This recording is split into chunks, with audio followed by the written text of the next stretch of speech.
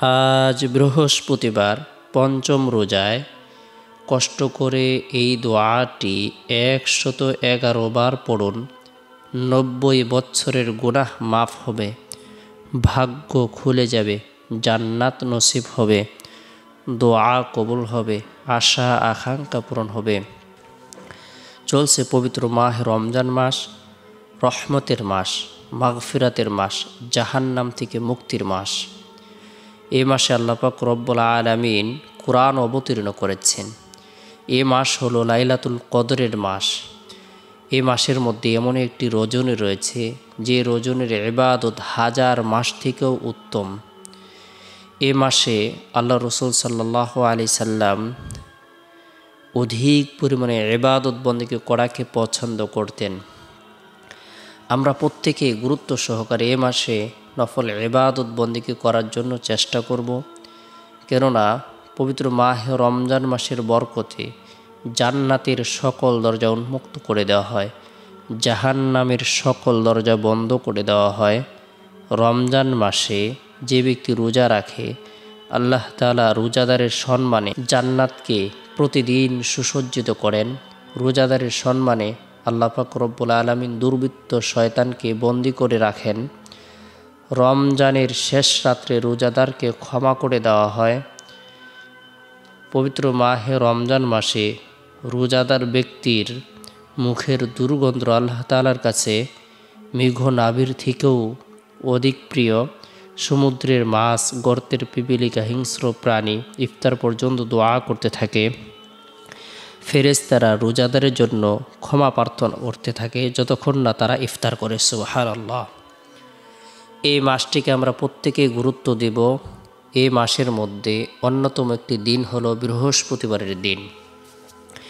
বৃহস্পতিবারের দিনটিকে স্বয়ং নবী করিম সাল্লাল্লাহু আলাইহি সাল্লাম গুরুত্ব দিতেন। আমরাও যদি এই দিনটিকে গুরুত্ব দিই, এই দিনে নফল ইবাদত বন্দেগী করি, নফল নামাজ পড়ি, কোরআন তেলাওয়াত করি, জিকির আজগার করি, তাসবিহ তাহলিল পাঠ করি, রব্বুল আলামিনের দরবারে রুনাজারি করি, আল্লাহ পাক রব্বুল আলামিন আপনার আমার জীবনের সকল গুনাহগুলোকে মাফ করে দিবেন। আল্লাহ তাআলা ভাগ্যকে পরিবর্তন করে দিবেন, দোয়াকে কবুল করবেন। বরকতপূর্ণ এই দিনে আমরা প্রত্যেকে ফজরের নামাজ সম্পূর্ণ করার পর আল্লাহ তাআলার দরবারে জাহান্নামের ভয়াবহ শাস্তি থেকে, আযাব থেকে বাঁচার উদ্দেশ্যে এই দোয়াটি পাঠ করব। আল্লাহুম্মা ইন্না নাসআলুকাল জান্নাতা ওয়া নাউযু বিকা মিনান নার। আল্লাহ রসুল সাল্লাল্লাহু আলাইহি সাল্লাম পবিত্র মাহে রমজান মাসে আমাদেরকে এই দোয়াটি বেশি বেশি পাঠ করার ব্যাপারে উৎসাহ প্রদান করেছেন, আদেশ প্রদান করেছেন। গুরুত্ব সহকারে আমরা এই দোয়াটি পাঠ করব, আমল করব। আল্লাহ তাআলা জাহান্নামের ভয়াবহ শাস্তি থেকে, আযাব থেকে নিরাপত্তা দান করবেন। এরপরে পবিত্র মাহে রমজান মাসে জোহরের নামাজ সম্পূর্ণ করার পর নিরিবিলি এক পরিবেশের মধ্যে বসে গুনাহ মাফের উদ্দেশ্যে রাসূল সাল্লাল্লাহু আলাইহি সাল্লামের প্রতি মহব্বত রেখে, ভালোবাসা রেখে, আন্তরিকতা রেখে দুরুদের আমল করব এবং এর পাশাপাশি গুরুত্ব সহকারে চুপি চুপি এই দোয়া রাসূল সাল্লাল্লাহু আলাইহি সাল্লামের প্রতি মহব্বত রেখে, ভালোবাসা রেখে, আন্তরিকতা রেখে দুরুদের আমল করার পাশাপাশি এই দোয়াটি আমরা 111 বার আমল করব। রব্বানা ফাগফির লানা যুনুবানা ওয়া কাফির আন্না সাইয়্যাতিনা ওয়া তাওয়াফানা মাআল আবরার। রব্বানা ফাগফির লানা যুনুবানা ওয়া কাফির আন্না সাইয়্যাতিনা ওয়া তাওয়াফানা মাআল আবরার। হে আমাদের রব, আমাদের সকল গুনাহ মাফ করো এবং আমাদের সকল দোষ ত্রুটি দূর করে দাও, আর আমাদের মৃত্যু দাও নেককার লোকদের সাথে। সূরা আলে ইমরান আয়াত নং 193। গুরুত্ব সহকারে এই দোয়াটি যদি আমরা একাগ্রতার সাথে মনে প্রাণে বিশ্বাস রেখে আমল করি, যদিও আমাদের গুনাহ সমুদ্রের ফেনা পরিমাণ হয় না কেন, মরুভূমির বালুকা রাশি পরিমাণ হয় না কেন, তবু আল্লাহ পাক রব্বুল আলামিন জীবনের সকল গুনাহগুলো ধুয়ে মুছে নবজাত শিশুর ন্যায় নিষ্পাপ করে দিবেন। এরপরে আমরা হাত উত্তোলন করে রব্বুল আলামিনের দরবারে রুনাজারি করব। আল্লাহ তাআলা যেন আমাদের হায়াতের মধ্যে, রিজিকের মধ্যে, ধন দৌলতের মধ্যে, শারীরিক সুস্থতার মধ্যে বরকত প্রদান করেন। এরপরে বৃহস্পতিবারের দিন আসরের নামাজ সম্পূর্ণ করার পর ছোট্ট একটি ইস্তিগফার 3 বার পাঠ করব, আমল করব। আস্তাগফিরুল্লাহ আস্তাগফিরুল্লাহ আস্তাগফিরুল্লাহ। আল্লাহ আমাকে ক্ষমা করুন, আল্লাহ আমাকে ক্ষমা করুন। আল্লাহ তাআলা আপনার আমার জীবনের সকল গুনাহকে মাফ করে দিবেন। এরপরে বৃহস্পতিবারের দিন রোজা মুখে ইফতারির পূর্ব মুহূর্তে ক্লান্ত শ্লান্ত শরীর নিয়ে ক্ষুধার্ত অবস্থায় পিপাসার্ত অবস্থায় নিরিবিলি এক পরিবেশের মধ্যে বসে গুরুত্ব সহকারে ইয়া ওয়াসিআল ফাদলি ইগফিরলি ইয়া ওয়াসিআল ফাদলি ইগফিরলি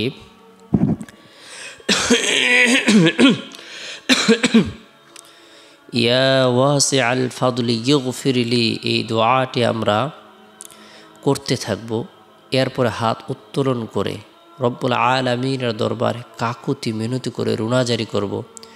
কেননা ইফতারের পূর্ব মুহূর্তে আল্লাহ তাআলা রোজাদার ব্যক্তির দোয়াকে কবুল করেন, তার মনোবাসনাকে পূরণ করে দেন, তার ইচ্ছেগুলো আশা আকাঙ্ক্ষাগুলোকে পূরণ করে দেন। তাই গুরুত্ব সহকারে ইফতারের পূর্ব মুহূর্তে আমরা রব্বুল আলামিনের দরবারে রুনাজারি করব। এরপরে বৃহস্পতিবারের দিন মাগরিবের নামাজ সম্পূর্ণ করার পর আমরা যথাসময়ে তারাবির নামাজের জন্য প্রস্তুতি গ্রহণ করব। ঈমান ইখলাস বিশ্বাস রেখে তারাবির নামাজ আদায় করব। মান কামা ঈমানান ওয়া ইহতিসাবান গুফিরা লাহু মা তাকদ্দামা মিন যামবি, যে ব্যক্তি ঈমান ইখলাস বিশ্বাস রেখে সওয়াবের আশায় তারাবির নামাজ আদায় করবে, কিয়ামুল লাইল করবে, আল্লাহ তাআলা তাকে মাফ করে দিবেন, তার দোয়াকে কবুল করবেন। তাই গুরুত্ব সহকারে তারাবির নামাজ আদায় করব।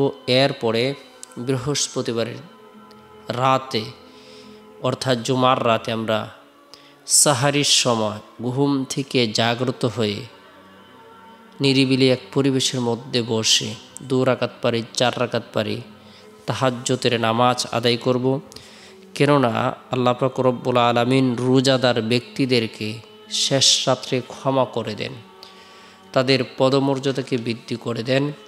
আল্লাহ তাআলার পক্ষ থেকে রোজাদার ব্যক্তিদেরকে বিশেষ পুরস্কার প্রদান করা হয়ে থাকে, তাদেরকে আহ্বান করা হয়ে থাকে, ইয়া বাগিয়াল খায়রি আকবিল ওয়া ইয়া বাগিয়া শাররি আকসির, হে পুণ্যকামী তুমি এগিয়ে চলো এবং হে পাপকাঙ্ক্ষী তুমি নিবৃত্ত হও। এরপর রাসূলুল্লাহ সাল্লাল্লাহু আলাইহি সাল্লাম ইরশাদ করেন, শাহরুন ফীহি লাইলাতুন খায়রুম মিন আলফি শাহর, এটা এমন বরকতের মাস যাতে এমন একটি রাত রয়েছে যা 1000 মাসের চেয়ে উত্তম।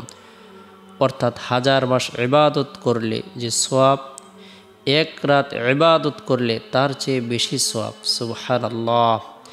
তাই গুরুত্ব সহকারে ইবাদত বন্দেগী করব। শেষ রাত্রে আমাদের যত ধরনের চাওয়া পাওয়া রয়েছে, আমাদের শারীরিক সুস্থতার প্রয়োজন, মানসিক পেরেশানি দূর করার প্রয়োজন, আমাদের অভাব অনটল দূর, সব কিছু মোনাজাতের মধ্যে ব্যক্ত করব। আল্লাহ পাক রব্বুল আলামিন বান্দার যত ধরনের চাহিদা রয়েছে সকল ধরনের চাহিদাগুলো পূরণ করে দেওয়ার জন্য নিজের পক্ষ থেকেই ঘোষণা করে থাকেন, দোয়া কবুল করে থাকেন। তাই আমরা পবিত্র মাহে রমজান মাসের প্রত্যেকটা দিন, প্রত্যেকটা সময়, প্রত্যেকটা মুহূর্তকে কাজে লাগানোর জন্য চেষ্টা করব। অধিক পরিমাণে কোরআন তেলাওয়াত করব। যে ব্যক্তি পবিত্র মাহে রমজান মাসে কোরআনের সাথে বেশি সময় দেবে, কোরআন তেলাওয়াত করবে, কোরআন অনুযায়ী চলবে, কোরআন অনুযায়ী বলবে, সে অনুযায়ী জীবন পরিচালনা করার জন্য চেষ্টা করবে, আল্লাহ পাক রব্বুল আলামিন তাকে সম্মানিত করবেন, তাকে দামি বানিয়ে দেবেন। যেভাবে কোরআনের বরকতে পবিত্র মাহে রমজান মাস দামি হয়েছে, সম্মান